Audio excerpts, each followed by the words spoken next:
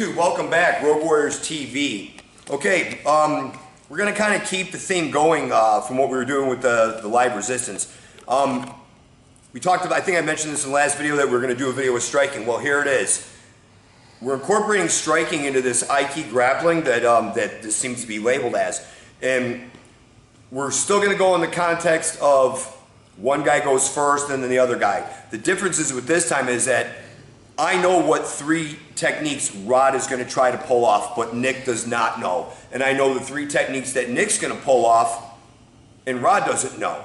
But it's still fair game for anything else that presents itself. The difference with this time around is they both got headgear on, no gloves.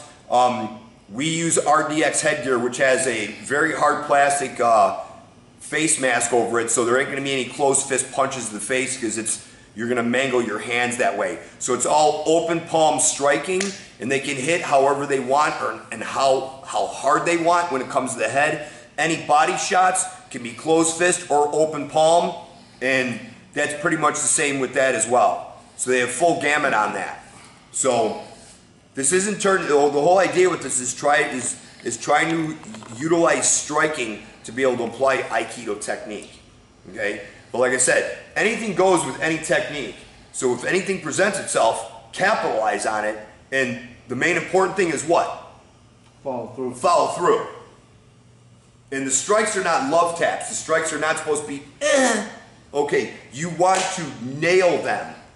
Cause duress.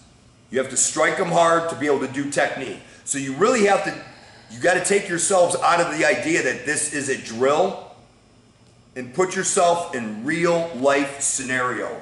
How well can your Aikido technique work against the guy out there? So you can't look at him as Nick.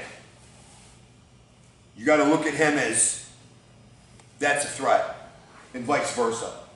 So if he's trying to grapple you by grabbing your wrists or trying to get you into a clinch, you need to strike your way out of it and try to get into one of the 3 techniques that you have in mind, and the same thing goes for you as well. So you really got to let loose. And you got to, and the harder you guys go in the beginning, the shorter it's going to be. Because the reason, if I keep the video going with you, it's because I'm waiting to see something. If I'm not seeing anything, I don't want to cut the video short. That 10 seconds later might be the technique of the video that comes out. So you want to capitalize on stuff fast. So this is a threat. Neutralize the threat. Okay? This is going to build confidence within your striking, within your training. It's going to build confidence within your ability to apply technique. Okay? So we really got to focus on that, and you got to put forth a lot of effort, and you got to put some power behind some of these things. And you got to take the initiative and be aggressive. You can't have that laid back defensive mode. I mean, you could use that within, but you got to use it as a setup to be able to explode into technique. I mean, granted, we all know that Aikido technique is based off an attack. If there is no attack, there is no Aikido. We know this. We need to be attacked in order for Aikido to work. But there is an offensive side of Aikido. Okay, when you get to that level, you should be able to use this offensively. If you know he's about to do something, use it offensively. Okay? We good? Yeah. Okay. 100%. Don't hesitate. Ready? Go.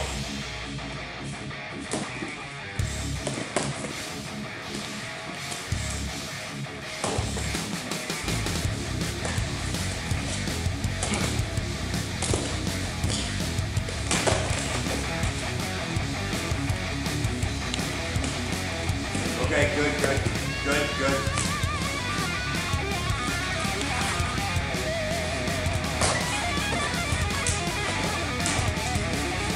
You got body shots too.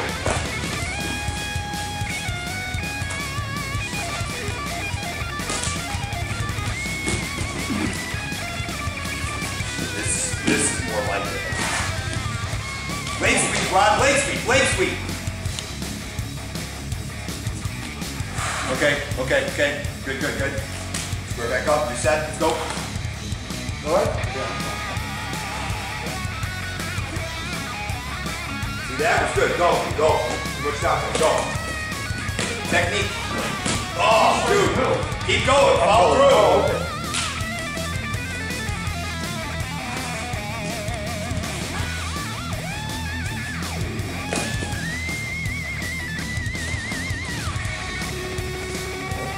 More seconds. Who cares if he's all right? It's a street fight.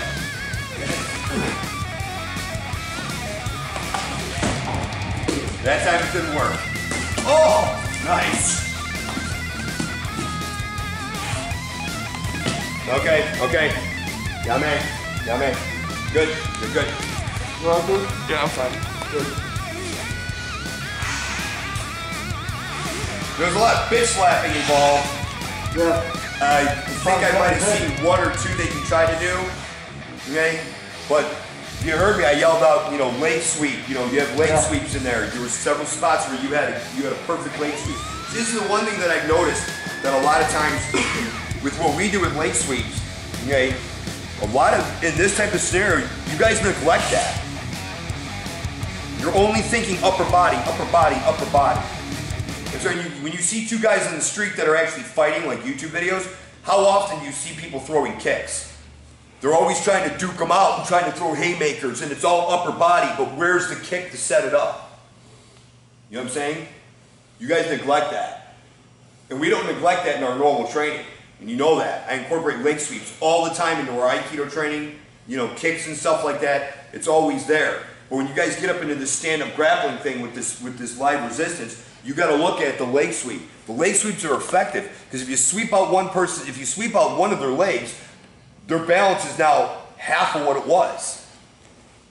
So you got to look for that strike, boom, leg sweep. Where you get into that grappling sense and you're locking up, you're going for that guillotine choke. You could have leg sweeped them and took them down.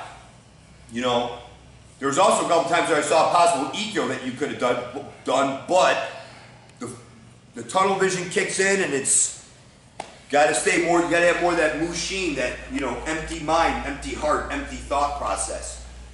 You know, you got to incorporate that principle into that. You got to have that empty mind. You can't be focusing on, you know, except for the three techniques that you're looking for. Right.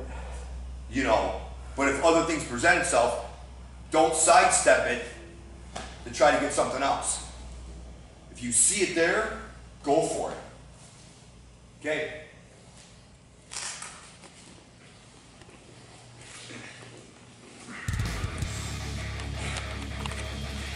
Ready? You ready? Okay. Ajime, go.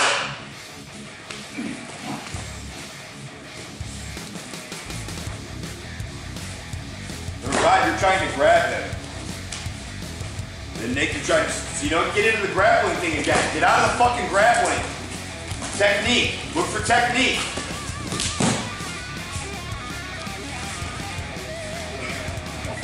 Get out of there, Rod. Your job is to get out of there, too.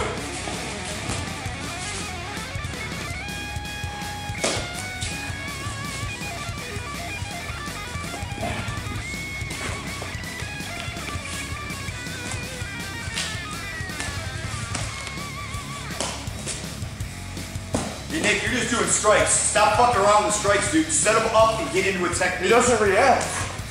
You gotta do something. He doesn't react. What do you want him to do? Drop down and blow you? You go.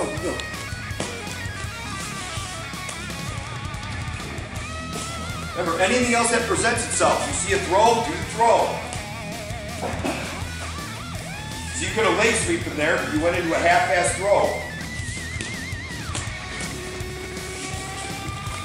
Get out of the grip, get out of the grip. Good, good. Right? Yeah. Keep going. Keep going, we're done.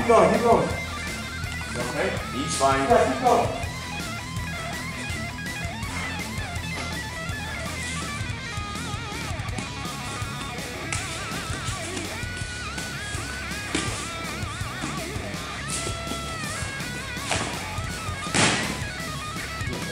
Yeah. Sure? Yeah. Yame. We're done. Okay. And you know that's a bad shoulder. Nice job. That's the shit that you gotta watch out for. Just the landing. The landing? Yeah. Right on the shoulder, that's On where the that landing suplex, was. You're good, dude. You're good. All right, come back up then. If you're fine, come up. Come up.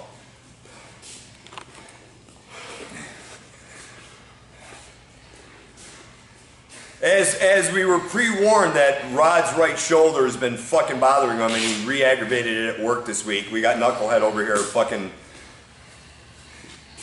I'm fine though. It was just the landing. You know... It was a good throw. Yeah, it was a good throw.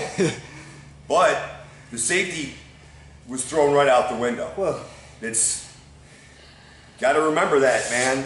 When somebody's injured and you're going to do a video like this, you got to keep that 100% in mind. If you're training with somebody and they have an injury, don't throw them on their injury. It's just going to re-aggravate it and make it worse.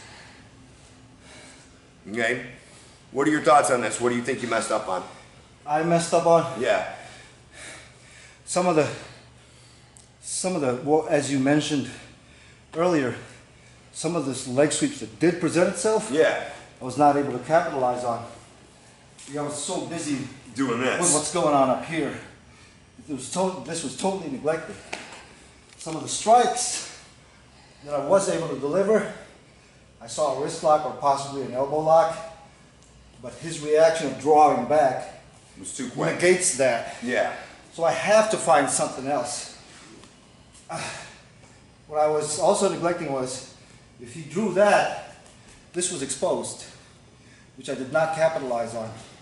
I could have done something here instead of chasing that. Instead of chasing that, could Yeah. have went to this instead. Right. Well, you know, that's good that you're able to see this through your Right. perspective. Okay, so there you have it. As you see, you know, as you've seen in the video, it's safety first. You know, it's you know, I've never showed a suplex type movement like that before and slammed anybody down on the mat. And yeah, I did say anything goes. Anything goes within the terms of Aikido technique. And if you notice that a lot of times these guys are getting into a grappling sense to where they go into the guillotine or they go into some type of, you know, jujitsu move or whatever, which is fine, but that's not Aikido. Okay? The whole idea behind this and the whole concept behind this is to, you know, incorporate striking to be able to pull off Aikido techniques, and neither one of them really pulled off anything that they had predetermined in their head that they were looking for opportunities to pull off. And then when other things presented itself, you know, it fell into a, you know, a grab ass, you know, grappling match that turned into the guillotine choke, or, you know, what Nick did was that suplex throw or whatever it was. You know, that's not what the goal here was to go from that to this. It was to specifically try to incorporate striking to be able to pull off an opportunity to do the 3 preconceived techniques you had in your head or other Aikido techniques that presented themselves.